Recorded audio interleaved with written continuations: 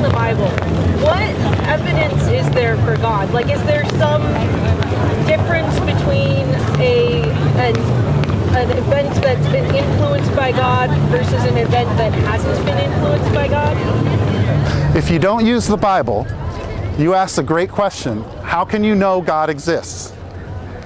And God, according to the Bible and according to our human experience, in my opinion, it's painfully clear that God has revealed himself very generally simply by the creation. But everything that we see, every observable event, we've been able to trace back to another observable event. So, are there some events that God influences and some events that God doesn't influence, or does God influence every event? Okay. Now, are you talking about, be more specific on your question, are you still talking about how can we know God exists outside of the Bible? How can we know that God exists? I mean, what about creation is a specific example? What about creation is an example of something that indicates God's existence? Okay. Very good. And how can you observe that? Give me a minute to just respond, okay? It's a great question. It's a really good question. There's a few things that when you just observe your human experience, when you observe creation, the first thing that I like to point out is that we know that the universe is not eternal. We know that the universe has a beginning date. And we know that because of the Big Bang. When the Big Bang shows us that the universe is not eternal, the universe has a beginning. And everything that has a beginning must have a cause. So if you hear a Big Bang on the other side of this building and ask me what happened, and I say nothing, cause that. That's crazy. So if the universe has a beginning, which we do know it does, you have to ask yourself the question, well, where did the universe come from? But you can extend that back to where did God come from? That's good. If the universe has a beginning, the only way the universe can have a beginning if there's a transcendent, non-material, eternal being. So when you're dealing with God, you're not dealing with a person that has a beginning. You're dealing with an eternal being that has no beginning and no end, eternal. But I mean, you talk about the Big Bang, and we can trace it back as far as we can trace it back. We can trace it back to the Planck time, at which point the laws of this universe don't really apply anymore. The laws of the universe don't apply in any meaningful way. There's not, from the quantum physicists I've talked to, and admittedly I'm not an expert in this, because spatial dimensions and temporal dimensions and physical constants they weren't the same at that point, so there's not really any causality. I mean, you can't have causality without time, and before the Planck time, there's no evidence that there was time. Okay. When you study the Big Bang, what you find out is the universe is not eternal. The universe has a distinct beginning. Before the universe, there was no time. Hold on. There was no time, no space, no matter, no energy. There was nothing. About 13.7 billion years ago, there was a Big Bang. The universe began. So you have to ask yourself the question, how did the universe begin? Because everything that has a beginning must have a cause. The universe has a beginning, therefore the universe has a cause, which must be a transcendent, eternal being that willed it into existence.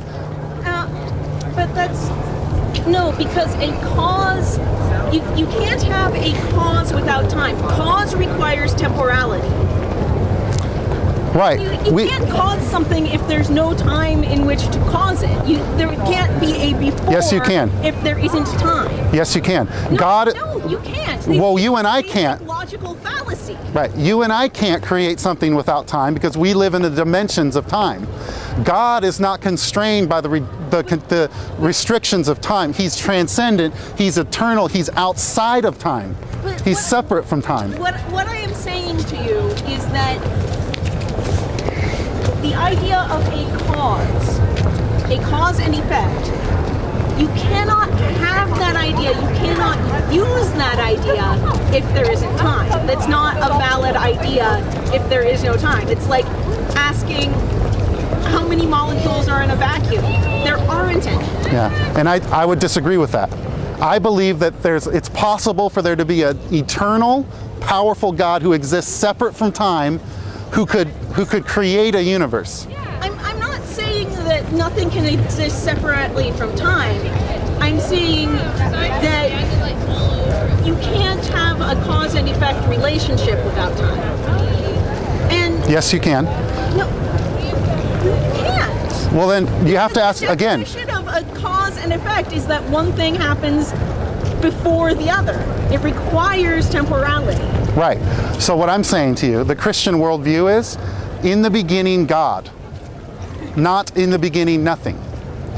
So before time and before the universe, God existed, an eternal, transcendent, powerful being that was able to will and create this universe. But So I think I'm not it's, saying I think that it's, there was nothing. I'm saying that if there was something, whatever it was, cannot be described with the laws of this universe. And right. That's But- good.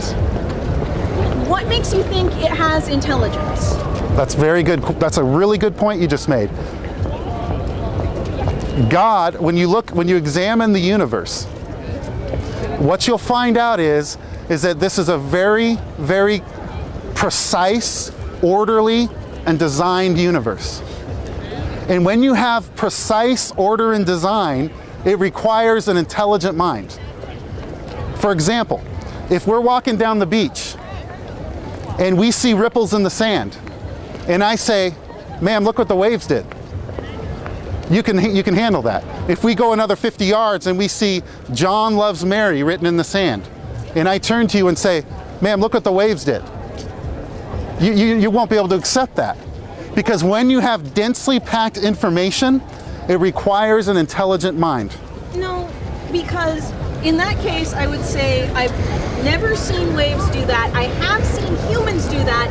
It has meaning that is taught to people. It has a commonly agreed upon meaning. But there's information packed in those ripples in the sand. I mean, I'm a geologist. If you look at ripples that have been fossilized, that have been lithified, petrified stone ripples, you can tell if it was a river, if it was a lake, if it was a tidal flat, because of the way the ripples are formed. Right. But when you look at Mount Rushmore, you're not going to say, wow, look what the rain did to that mountain. When you look at Mount Rushmore and you look at those presidents, you're going to say, wow, some intelligent human beings went up and carved that. So there is a distinct difference between the type of order and the type of information that you can see through natural waves or natural rain or water or wind than when you see densely packed information like you see in Mount Rushmore. And when you look at the human body, the human body is amazingly intricate. The cosmos, the central nervous system, is so orderly, it's so precise. It demands an intelligent mind. It demands an intelligent mind to create something that's so information-packed, so orderly and designed. At least in my perspective, I never see life come from non-life. I never see Wait. the rational come from the irrational. That was a non sequitur. No, ma'am. I've never seen life come from inanimate matter. In all of our human observation, Life comes from life. Human life comes from human life. Animal life comes from animal life. Plant life comes from plant life. You never get life springing out of inanimate matter. You can't take dirt and turn it into a living being. It demands life, a living being, to create life. But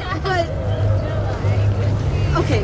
Let's talk about So ask yourself the question when you're thinking about God. Abiogenesis in a minute. I want to say, okay, so Mount Rushmore, it looks different from all the other Black Hills, so you can say, all right, that looks like people's faces.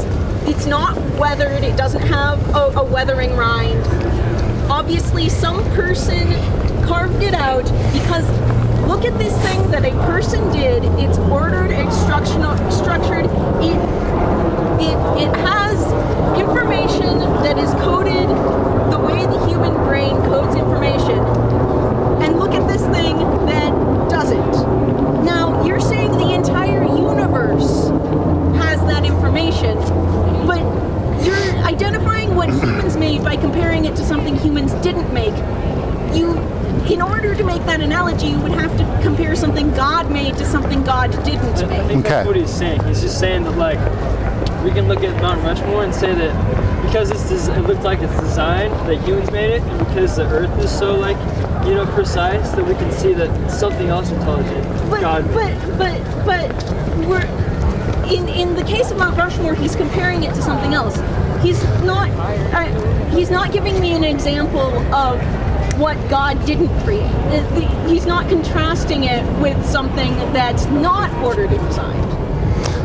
My point is very simple.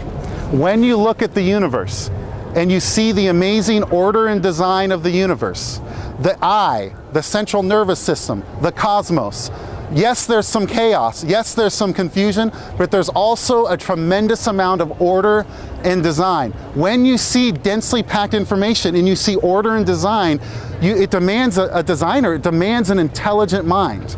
But it So doesn't. if you look at the human eye, okay, a human eye is far more complex than a camera lens.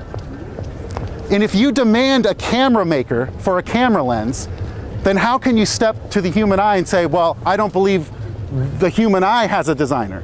Well, because If you demand that the wristwatch has a wristwatch maker, or a painting has a painter, an artist, or a delicious meal has a chef, then how can you look at the order and design of the creation and say, no, but there's no mind behind that, that just randomly happened? but You lose me there. There's a disconnect there.